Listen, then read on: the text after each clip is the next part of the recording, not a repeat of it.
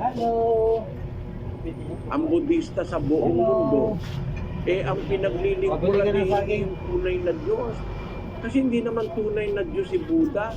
Si Buddha po ay tao rin na namatay sa pagkain ng kabuting nakakalaso. Yun ang ibig sabihin. Hindi naman po tayo nang aatake, kundi binihahayag lang natin yung nasabi sa Biblia, binasa natin kanina. Itong taas niya, Pinalitan nila ang katotohanan ng Diyos ng kasinungalingan. Sila'y nagsisamba at naglingkod sa nilalang kaysa sa lumalang. Huling linibere ang katotohanan ng Diyos, kinmetong akal naraman, simbande, siwanding lelangan sa aking linalang. Doon naman sa English, ang sabi, to change the truth of God into a lie and worship and serve the creature more than the Creator. Sa Spanish, ang pagkakasabi niya, kapatid na Daniel, Porque cambiaron la verdad de Dios por la mentira y adoraron y sirvieron a la criatura en lugar del Creador, quien es napakaliwanag niya, no? Sirvieron y adoraron la criatura en lugar del Creador. Doon naman sa Portugues, pois trocaram a verdade de Deus pela mentira e adoraram e serviram a criatura antes que ao Criador. Sabi sa Ilocano, ang sabi niya, sinugtanda ti kinapudlo ti Diyos iti unpon. Ket nagdaydayaw da, ket nagserserbida iti parswa. At dikit iti namarswa. Tingnan nyo mga kababayan, kahit sa anong Biblia basahin, meron talagang mga taong naligaw, napakarami. Isang bahagi, kalahating bilyon tao, naligaw dahil kay Buddha. Kay Milmar. Ay mabuti po kung si Buddha lang ang diskusan. Buti kung si Buddha lang ang nakapagligaw. Kaya napakarami pong naligaw ngayon eh. Meron naman sumasamba sa mga daga sa India. Sinasamba mga baka. Hindi talagang malalim na po ang kasamaan sa tao. Pagkakaligaw, pagkakaliwalay sa tunay na Diyos. At meron namang lalo pang masama. Yung nagsasabing sila ay sumasamba sa tunay na Diyos ay gumagawa naman ng sari-saring kasamaan. Yung nandun sa Roma 1:28, kapatid na Daniel. At palibhasa ay hindi nila binagaling na kilalanin ang Diyos. Ibinigay sila ng Diyos sa isang mahalay na pag-iisip upang gawin yaong mga bagay na hindi nangararapat. Nangapuspos sila ng buong kaliguan, ng kasamaan, ng kasakiman, ng kaalayan, puspos ng kapanagpilian, ng pagpatay sa kapwa-tao, ng pagtatalo, ng pagdaraya, ng mga kasamaan, mga mapagpupasala, mga mapanirang puri, mga napupuot sa Diyos, mga manglalait, mga palalo, mga mapagmapuri, mga mangangatha ng mga kasamaan, mga masuwayin sa mga magulang, mga haling, mga hindi tapat sa tipanan, mga walang katutubong paggiliw, mga walang habag, na bagamat nalalaman nila ang kautusan ng Diyos, na ang mga nagsisigawa ng gayong mga bagay ay mga karapat-dapat sa kamatayan, ay hindi lamang gayon ang ginagawa, kundi naman pinapayagan ang mga nagsisigawa ng mga yaon. Kita nyo mga kapatid, hindi nila ang wika minagaling na kilalanin ang Diyos. Ibinigay sila ng Diyos sa isang mahalay na pag-iisip upang magsigawa ng mga bagay na hindi nararapat. Yan yung mga nagsasabing may Diyos, pero yung kanilang gawa walang Diyos. Basahin natin yung Tito 1:16. Sila ay nagpapanggap na nakikilala nila ang Diyos, ngunit ikinakaila sa pamamagitan ng kanilang mga gawa. Palibhasa ay mga malulupit at mga masuwayin, at mga itinakwil sa bawat gawang mabuti. Yung salita ni Pablo na yan, napakahalaga niyan. Merong mga tao nagpapanggap, kilala nila ang Diyos. Ngunit yung kanilang mga gawa ang nagkakaila sa kanila. Nakilala nila ang Diyos, hindi nila talaga kilala. Kasi, ang sabi, malulupin, mga masuwayin, mga itinakwil sa bawat gawang mabuti.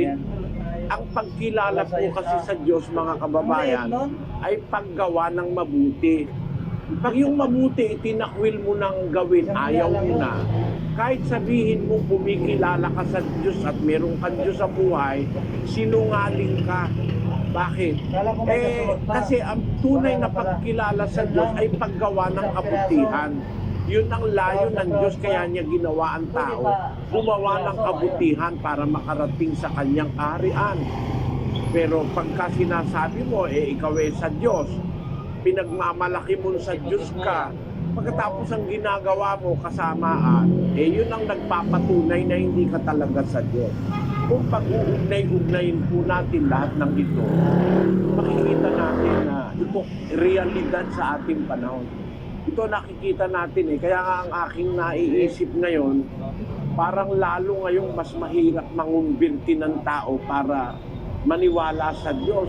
Kasi ang mga nangyayari ngayon, mismo sa mga taong nagsasabing sila lang ang sa Diyos, sila lang ang maliligtas, ang nakikita mo, puro kawalang niya ang gawa. Yan ang magpapawalang gana sa mga tao para magreligion. Kasi yung mga mismo nagsasabi na may nakikilala nila ang Diyos, hindi namang ginagawa yung ipinapagawa ng Diyos, paano ka man namang maniniwalang medyos yung mga tao na yan? Makakasira pa ng loob yan sa iba para maniwala yung iba na may Diyos. Makikita nyo na ang nangyayari ngayon sa relihiyon, ang na-expose sari-saring katiwalian, kasamaan. Kaya yun po ang alalahanin ko. Kaya ko binubuksan sa inyo, mga kababayan, ng bagay na ito. Nasa Biblia po kasi yan. Hula ng Biblia yan.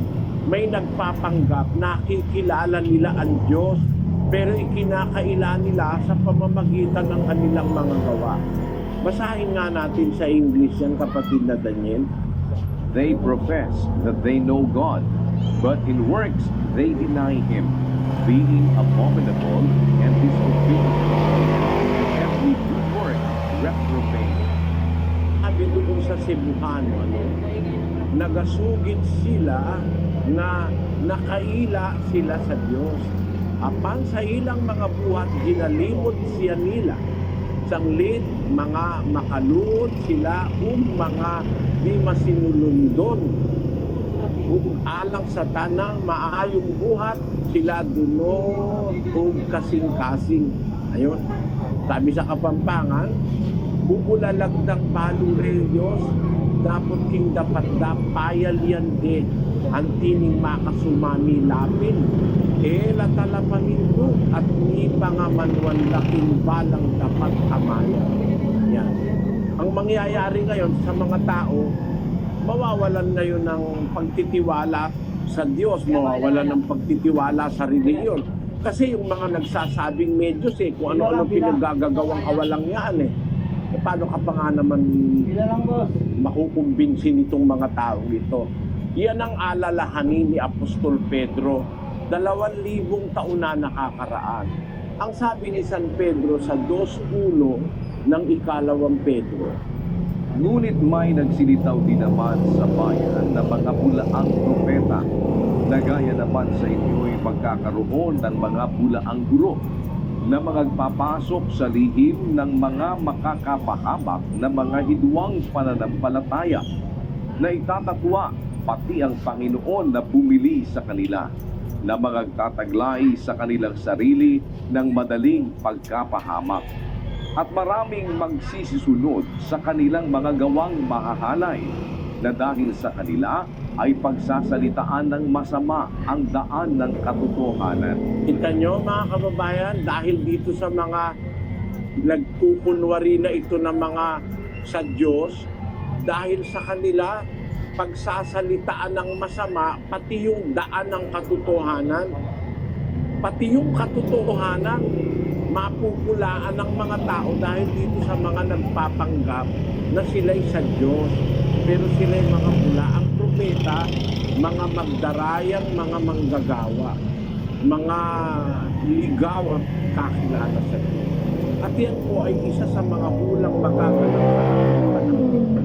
Sa ikalawang Timoteo 3:1, ito po ang sabi ng Kasiya. Datapwat alamin mo ito na sa mga huling araw ay darating ang mga panahong mapanganib, sapagkat ang mga tao'y magiging maibigin sa kanilang sarili, maibigin sa salapi, mayayapang, mga mapagmalaki, mapagtungayaw, masuwayin sa mga magulang, mga walang pasalamat, mga walang kabanalan, walang katutubong pag-ibig, mga walang paglulubag, mga palabintangin, mga walang pagpipigil sa sarili, mga mabangis, hindi mga maibigin sa mabuti, mga lilo, mga matitigas ang ulo, mga palalo, mga maibigin sa kalayawan kaysa mga maibigin sa Diyos, na may anyo ng kabanalan, datapwat tinanggihan ang kapangyarihan nito. Lumayo ka rin naman sa mga ito. Kita nyo ang tagubilin ng Diyos sa atin, mga kapatid. May mga tao sa mga huling kapanahunan, may anyo ng kabanalan, datapwat tinanggihan ang kapangyarihan nito. Paano ngayon ang magiging resulta nito sa mga tao? Pati yung kabanalan ng katotohanan nasa Biblia, mapagdududahan. Kasi itong mga taong ito nagpapanggap na sila lang ang totoong relihiyon eh. Kaya ako naniniwala, mga kababayan, na ang tao lalong lalamig ang pag-ibig sa Diyos. Lalamig ang kanilang pagtitiwala sa relihiyon dahil sa nangyayaring ito sa mga relihiyon. Sana wag namang mangyaring lahat na ng tao'y mawalan ng pag-ibig sa Diyos. 24:12 ng Mateo, kapatid na Daniel. At dahil sa pagsagana ng katampalasanan, ang pag-ibig ng marami ay lalamig. Lalamig ang pag-ibig ng marami sa Diyos dahil sa napakasagana ng katampalasanan sa ating panahon. Yun ang nagpapatunay, malapit na po tayo dun sa panahon ng wakas eh. Kasi sabi ng Panginoong Hesus, pag sumagana ng katampalasanan, ang pag-ibig ng marami lalamig. Pagkatapos, habang palapit ng palapit ang wakas, pasama naman ng pasama ang mga tao. Yung nandoon sa kalawang Timoteo 3:13. Datapwat ang masasamang tao at mga magdaraya ay lalong sasama ng sasama na magdadaya, at sila rin ang mga dadaya. Nakita niyo yan, no? Ang masasamang tao, lalong sasama ng sasama. Magdadaya sila, pero sila rin madadaya. Kaya katakot-takot na dayaan. Yung nagdadaya, nadadaya pa rin. Masama nga ng pasama ang tao sa ating panahon. Di ba kayo naniniwala, mga kababayan? Nakikita naman natin eh. Ngayon, ang panahon ng dayaan. Tamang-tama yung sabi ng Biblia eh. Ang masasamang tao, magdaraya, lalong sasama ng sasama, at sila rin ang mga dadaya. Katakot-takot na dayaan. Marami pong mandarayang makakaral eh. Basahin natin ang 24:24 ng Mateo. Sapagkat may magsisilitaw na mga bulaang Kristo at mga bulaang propeta at mga nagpapakita ng mga dakilang tanda at mga kababalaghan. Ano pa't ililigaw kung maaari pati ng mga hirang. Magdaraya yan, ililigaw ka eh. Magmimilagro pa. Sabi nga sa Pasyong Katoliko eh, itong sukaban at lilo, magdarayang walang toto, kalupit-lupit na tao, kampo ng mga demonyo, ang pangalay Antikristo. O, kita nyo? Kaya maraming tao ngayon, kunyari nagsasalita, Kristo, Kristo, Kristo, Diyos, pero mandaraya pala. Antikristo pa, sabi sa pasyon. Sabi ng Panginoong Hesus, magsisilitaw ang mga bulaang propeta, magpapakita ng mga dakilang tanda at kababalaghan. Ano pat ililigaw kung maaari pati ng mga hirang. Kagaya halimbawa